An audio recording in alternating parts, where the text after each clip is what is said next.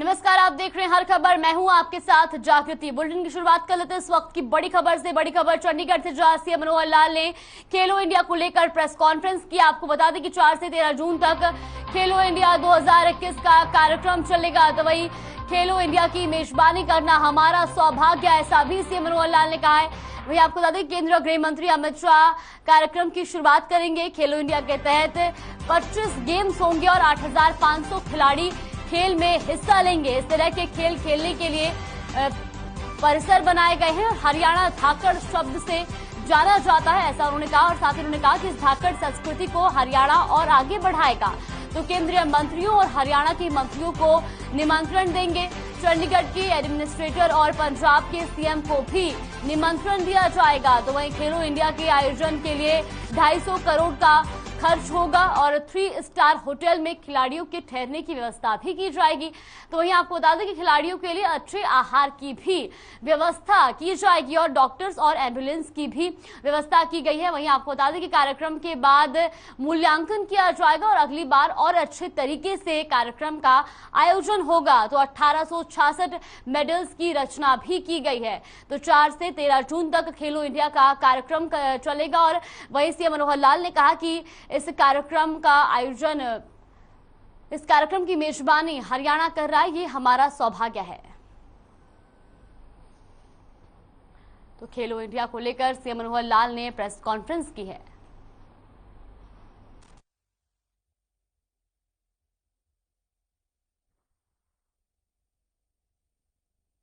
मित्रों, वैसे तो समय समय पर कई विषयों के लिए आपसे बातचीत होती रहती है, लेकिन आज एक विशेष विषय है और वो विषय है खेलो इंडिया का जो कार्यक्रम अभी 4 जून को प्रारंभ होने वाला है। 4 जून से 13 जून ये कार्यक्रम चलेगा। और जैसे पता है कि इससे पहले 2 बार खेलो इंडिया हो चुका है देश के विभिन्न भागों में, और इस बार हमारा सौभाग्य है और मैं केंद्र सरकार, प्रधानमंत्री जी और हमारे खेल मंत्री, उनका धन्यवाद भी करता हूं कि इस बार का जो खेलो इंडिया का कार्यक्रम, उसकी मेजबानी हमें हरियाणा के लोगों को मिली है और हम इसको उनकी मेजबानी के नाते से बिल्कुल तैयार हैं। सब व्यवस्थाएं हमारी जो तैयार हो चुकी हैं।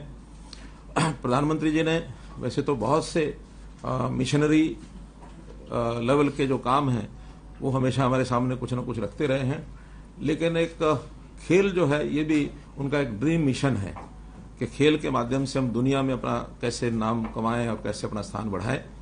और उसमें हम सौभाग्यशाली हैं कि हरियाणा का योगदान देश के सब प्रांतों में सबसे ज्यादा इसके अंदर है। लेकिन विद इन कंट्री देश के प्रांतों में भले ही हम आगे हैं, लेकिन इंटरनेशनली जितना देश को आगे बढ़ाना चाहिए उसमें अभी पीछे हैं। उसमें हम हरियाणा के लोग अपनी जिम्मेदारी मान करके और इसको खूब आगे बढ़ाएंगे। ये जो खेलो इंडिया का कार्यक्रम है ये जैसा बताया 10 दिन तक चलेगा। 25 इसमें गेम्स होंगे और इसकी जो शुरुआत है 4 तारीख को, इसमें हमारे केंद्रीय गृह मंत्री श्री अमित शाह जी वो पधार रहे हैं। उनका कार्यक्रम फाइनल हो गया है।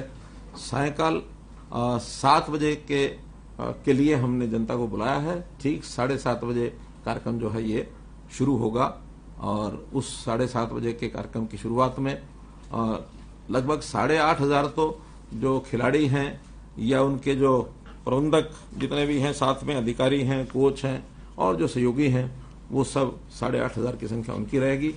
आसपास के जिलों के भी जो खेल प्रेमी लोग हैं उनको भी हम बुलाएंगे और इसके लिए आपको भी निमंत्रण रहेगा और उसमें पास जो है मीडिया के वो आप लोगों को मिल जाएंगे। अलग से उसकी व्यवस्था वहां बनाएंगे आपके बैठने की और उसमें उसकी सारी जानकारी लेने के लिए। इस बार के आयोजन को कैसे ये पिछले 2 आयोजन हैं उससे भी आगे बढ़कर के भव्य इसका आयोजन हो, इसके लिए व्यवस्थाएं हर प्रकार की, यानी खेल के नाते से जो स्टेडियम है, इंफ्रास्ट्रक्चर है, वो तो मैं स्वयं उसका निरीक्षण करके आया हूं। हर प्रकार के खेल खेलने के लिए और बहुत अच्छा एक प्रेमिसेस ये तैयार किया गया है। न केवल पंचकुला बल्कि इसमें से कुछ खेल चंडीगढ़ यूनिवर्सिटी का जो कैंपस है उसमें भी होंगे, कुछ अंबाला में होंगे, शाहबाद में होंगे और दिल्ली में होंगे। अलग अलग खेल जो इस प्रकार से होंगे उनकी जो जानकारी है वो मैं बता देता हूं आपको। इसके अंदर तीरंदाजी और फुटबॉल ये पंजाब विश्वविद्यालय चंडीगढ़ के परिसर में होगा। तैराकी और जिम्नास्टिक ये अंबाला में होगा। हॉकी शाहबाद में होगा। साइकिलिंग और शूटिंग ये दिल्ली में होंगे। और जो मैंने बताया 25 खेल जो इसमें आयोजित किए जाएंगे उसमें 5 खेल जो हर बार ये मौका दिया जाता है स्टेट को कि 5 कोई परंपरागत खेल जिस जो स्टेट गेस्ट स्टेट है, होस्ट स्टेट है, वो अपने नाते से 5 खेल उसमें जोड़ सकते हैं। 20 पहले से तय होते हैं। 5 जो हमने जोड़े हैं उसमें गतका है, थांगता है, कलारी पट्टू है, योगासन है, मलखंब है। सारे देश भर के अलग अलग प्रांतों के नाते से ये खेल जो परंपरागत खेल हैं इसको जोड़ा गया है। पहली बार हमने मशाल रिले इसका आयोजन किया है जो सारे प्रदेश में ये मशाल रिले और ये घूम करके आएगी। इसमें मस्कट जो बनाया गया है उस मस्कट का नाम धाकड़ ये रखा गया है। धाकड़ मस्कट 3 शुभंकर ये बनाए गए हैं। ये भी सब पूरे प्रदेश में इनको हम एक प्रकार से प्रचार के नाते कहिए या लोगों को जानकारी देने के नाते कहिए, जितने हमारे प्रदेश में जितने जिले हैं सब जगह अलग अलग कार्यक्रमों में इनको हम भेज रहे हैं और इनका भी एक भ्रमण हो रहा है। हरियाणा धाकड़ शब्द से बहुत जाना जाता है। यहाँ का जवान भी धाकड़ है, यहाँ का किसान भी धाकड़ है और यहाँ का पहलवान भी धाकड़ है। तो अब हमारा हरियाणा इस धाकड़ संस्कृति को और आगे बढ़ाए, अर्थात सबसे आगे रहने वाला ये एक प्रकार का हिम्मत वाला ये प्रदेश है। धन्यवाद धन्यवाद। जितने भी प्रदेश हैं सभी प्रदेशों की टीमें इसमें भाग लेंगी। कल से कुछ प्रदेशों की टीमें, शायद मणिपुर की टीम कल आ भी चुकी है, मिजोरम की भी आ चुकी है, तो ये टीमें आनी शुरू हो गई हैं। सभी प्रदेशों की टीमें इसके अंदर भाग लेने के लिए और ये आने वाले हैं। इनकी सबकी ठहरने की व्यवस्था, इनके वाहन व्यवस्था, सुरक्षा व्यवस्था और केटरिंग की व्यवस्था ये सब हमने इंतजाम इसके कर लिए हैं। सबके कॉन्ट्रैक्ट हो गए हैं और अपनी अपनी व्यवस्था में सब लोग लगेंगे। कुल मिलाकर पूरे खेल के समय में इनकी मॉनिटरिंग ठीक से हो, कोई कठिनाई ना आए, उसको प्लानिंग जैसे पहले बनाई जाती है, फिर प्लानिंग का क्रियान्वयन उसका कैसे हो, इसके लिए सभी विभागों के जो हमारे ऑफिसर हैं उसमें हमने लगाए हैं। जो यंग ऑफिसर्स हैं वो लगातार 10 दिन अपने अपने कामों को सब संभालेंगे और ये सारी व्यवस्था हो गई है। निश्चित रूप से कार्यक्रम समाप्ति के बाद हम उसका रिव्यू भी करेंगे कि इस कार्यक्रम में हमने अपने आप को कहाँ पाया है। पहले दोनों कार्यक्रम, ये तीसरा कार्यक्रम, और कुछ नए सुझाव भी बीच बीच में आते हैं, नई बातें ध्यान में आती हैं, तो रिव्यू में उसको भी हम मूल्यांकन करके खास करके जो आगे देश में कहीं भी होगा कोई कार्यक्रम तो उनको भी भेजेंगे। हमारे यहाँ और कार्यक्रम राष्ट्रीय स्तर के, अंतर्राष्ट्रीय स्तर के या एशियन लेवल के, कॉमनवेल्थ के, एक सुझाव ये भी है कि एक हमारा स्थान जो बन गया है इसका उपयोग और अन्य जो खेल हैं इस लेवल के उनके लिए भी हम उपयोग करेंगे। इन संस्थानों को, इन प्रीमिसेस को एकेडमीज बना करके कुछ प्रशिक्षण इस नाते से खिलाड़ियों को हम दें, चाहे वो अपने प्रदेश के हों या दूसरे प्रदेशों के हों या अंतर्राष्ट्रीय स्तर के हों। उस नाते से कोच भी हम लेकर के आने वाले हैं ताकि वो कोच, अंतर्राष्ट्रीय स्तर के कोच ऐसे खिलाड़ियों को वो ट्रेनिंग दें ताकि ये काम भी हमारा बहुत आगे बढ़े। जैसा हम भी देखते हैं हमारे बहुत से खिलाड़ी जो अंतर्राष्ट्रीय स्तर के कोच हैं उनसे कोचिंग लेते हैं, तो हम ऐसे कोचेज अपने यहाँ भी अच्छे खड़े कर सके, इसके लिए आह्वान किया है ताकि देश और दुनिया के बाकी लोग भी यहाँ करके सीख सके। इन प्रतियोगिताओं में गर्मी होने के कारण से अधिकतर खेल या तो सुबह सुबह होंगे या शाम को होंगे। दोपहर के समय खेल इंडोर तो सब चलेंगे, लेकिन आउटडोर वाले खेल वो सुबह या शाम ज्यादा होंगे, दिन में उनको थोड़ी संख्या कम रखेंगे। कुल मिलाकर चाहे गोल्ड मेडल हैं या सिल्वर मेडल हैं या ब्रॉन्ज मेडल हैं, इन तीनों को मिला करके ये संख्या 1866 और अवार्ड्स ऐसे जो मेडल्स हैं ये इसकी रचना की गई है। अब 1866 में कौन प्रदेश कितना लेता है सबका अपना कंपटीशन है, लेकिन हम ऐसा जरूर मानकर चलते हैं कि हरियाणा जैसे पिछले बार सेकंड उस पर रहा था, रैंक पर दूसरा स्थान हमारा था 200 मेडल लेकर के।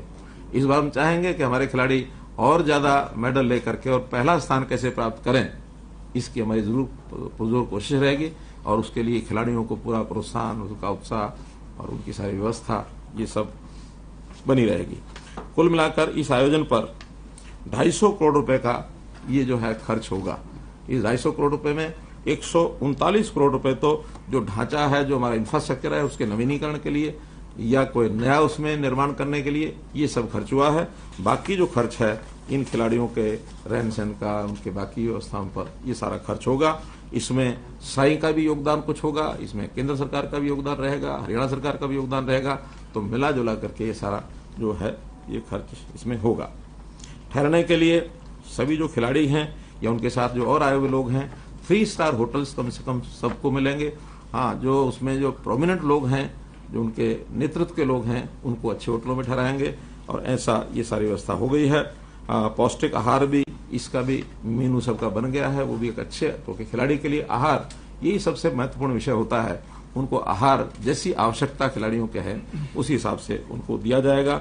वाहनों की और सुरक्षा की जैसे मैंने व्यवस्था बता दी है। डॉक्टर्स और एम्बुलेंस इनकी व्यवस्था की गई है ताकि कहीं भी आवश्यकता पड़ने पर उनका एक ध्यान रखा जा सके। और वहाँ एक इंजरीज अगर कुछ खिलाड़ियों को होती है, उनकी ट्रीटमेंट के लिए, उनका व्यवस्था के लिए भी एक बड़ा सेंटर वो पर बना दिया गया है। और ये जो सेंटर बना है, मुझे लगता है कि उत्तर भारत में इस प्रकार का, क्या सेंटर का नाम क्या बोलते हैं उसको, रिहैब सेंटर। तो इस प्रकार से उत्तर भारत का एक सबसे अच्छा सुंदर वो सेंटर बनाया गया है ताकि खिलाड़ियों की जो चोट है उसकी कितना जल्दी उसको रिकवर वो कर सकता है और दोबारा खेल में कैसे वो उतर सकता है, ये भी हमने किया है। हर दिन, वैसे तो उद्घाटन 4 तारीख को है, समापन 13 तारीख को है, लेकिन फिर भी हर दिन कोई ना कोई एक महानुभाव वहां पर उनको चीफ गेस्ट या विशिष्ट अतिथि जिसको कहते हैं, उनको भी हम लाएंगे। खेलों को देखने के लिए भी वो आ सकते हैं। कोई एक आध फंक्शन भी रोजाना जो मेडल्स को डिस्ट्रीब्यूट करने का या मेडल देने की जो सेरेमनी होगी उसमें वो भाग ले सकते हैं। तो उसके अंदर हरियाणा के सब जितने हमारे मंत्री हैं, हमारे सांसद हैं, केंद्रीय मंत्री हैं, चंडीगढ़ के एडमिनिस्ट्रेटर हैं, पंजाब के एडमिनिस्ट्रेटर हैं, हम तो चाहेंगे कि पंजाब के मुख्यमंत्री को भी एक आध कार्यक्रम में बुलाएं, लेकिन सबका वो डिपार्टमेंट जो है उनकी जानकारी उनको देंगे ताकि एक उत्साहवर्धन सबका उसमें हो, ये लाभ भी उनको मिलेगा। पूरा जो शो है वो अलग अलग चैनल्स पर ये दिखाया जाएगा। ये जो कॉन्ट्रैक्ट हो गया है वो तो स्टार स्पोर्ट्स के साथ है, एक डिज्नी हॉटस्टार है और डीडी नेशनल, ये जो चैनल हैं ये डायरेक्ट रिले करेंगे और कोशिश करेंगे कि आपको भी फीड जो है उसका अवेलेबल हो जाए कि उस फीड में से आप भी उसके जो सीन्स हैं वो अपने अपने चैनल्स को भेज सकें ताकि उन चैनल्स पर वो दिखाया जा सके। तो खेलो इंडिया को लेकर सीएम मनोहर लाल ने प्रेस कॉन्फ्रेंस की और आपको बता दें कि 4 से 13 जून तक खेलो इंडिया का कार्यक्रम चलेगा। तो बड़ी खबर सोनीपत से, जहां सोनीपत दौरे पर है केंद्रीय मंत्री नितिन गडकरी, तो वहीं वर्ल्ड यूनिवर्सिटी के दीक्षांत समारोह में उन्होंने शिरकत की है, जहां डिजाइन आइटम्स गैलरी का भी अवलोकन किया। तो वहीं 108 छात्रों को डिग्री से नवाजा गया। इस मौके पर सांसद रमेश कौशिक ने भी कार्यक्रम में शिरकत की और इसके अलावा गन्नौर की विधायिका निर्मल चौधरी भी इसमें शामिल हुई हैं। तो सोनीपत दौरे पर है केंद्रीय मंत्री नितिन गडकरी, वहीं डिजाइन आइटम्स गैलरी का उन्होंने अवलोकन किया है, साथ ही 108 छात्रों को डिग्री से भी नवाजा है। तो वहीं आपको बता दें कि सांसद रमेश कौशिक ने भी कार्यक्रम में शिरकत की है। इसके अलावा विधायिका निर्मल चौधरी भी वहां पर मौजूद रही। तस्वीरें आप देख सकते हैं टीवी स्क्रीन पर, जहां पर सोनीपत दौरे पर है केंद्रीय मंत्री नितिन गडकरी। तो वहीं आपको बता दें कि सोनीपत में उन्होंने 108 छात्रों को डिग्री से नवाजा और इस मौके पर विधायिका निर्मल चौधरी भी मौजूद रही। तस्वीरें आप देख सकते हैं। इसके अलावा सांसद रमेश कौशिक इस कार्यक्रम में शामिल हुए।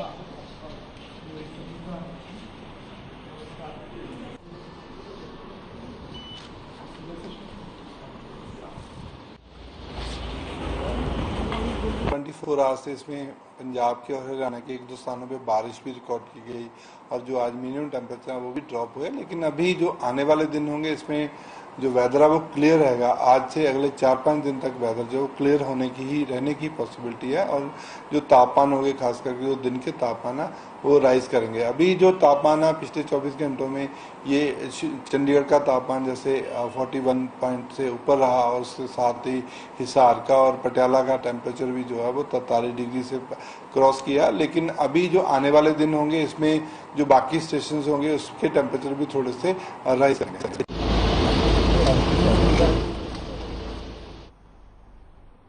उकलाना से विधायक और राज्य मंत्री अनूप धानक के निवास के सामने एक पिता ने अपनी स्कूल में पढ़ने वाली बेटी और बेटी के साथ सांकेतिक धरना शुरू किया। बिटमड़ा गांव के निवासी सतीश जांगड़ा ने श्रम विभाग पर अनदेखी का आरोप लगाते हुए कहा कि लंबे समय से उनके बच्चों को छात्रवृत्ति नहीं मिली है। बता दें कि सतीश का बेटा 6वीं क्लास में है, जबकि बेटी मुस्कान 8वीं की छात्रा है। तो उकलाना में अनूप धानक के निवास पर पिता ने बच्चों के साथ सांकेतिक धरना दिया, वहीं श्रम विभाग पर अनदेखी के आरोप भी लगाए हैं।